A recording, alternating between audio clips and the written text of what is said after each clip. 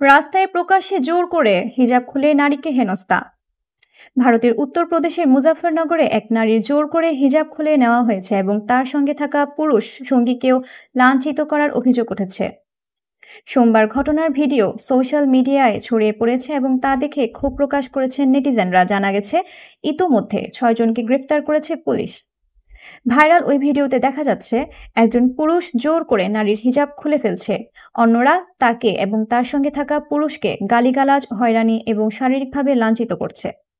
মুজাফফরনগরের খালাপাড় এলাকার একটি গলিতে এই ঘটনাটি ঘটে। 20 বছর বয়সী নারী ফারহিন এবং শচীন নামে এক ব্যক্তি ঋণের কিস্তি তুলতে যাচ্ছিলেন। খালাপাড়ের বাসিন্দা এবং উৎকর্ষ স্মল ফাইন্যান্স লিমিটেডের কর্মচারী ফারহিন তার মায়ের নির্দেশে শচীনের সঙ্গে মোটরসাইকেলে যাচ্ছিলেন।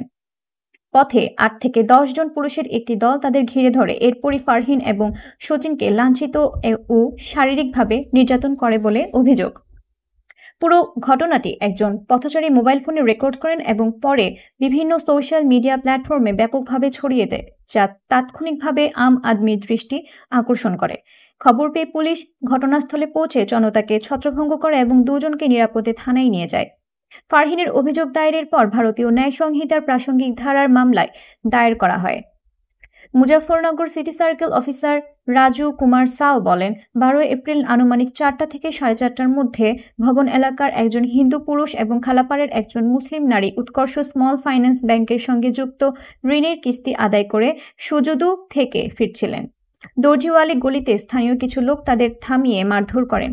সিও রাজু কুমার সাও বলেন, ভিডিও থেকে আরও লোককে শনাক্ত করার চেষ্টা চলছে, তারপরে গ্রেফতার করা হবে, কাউকে ছাড় দেওয়া হবে না।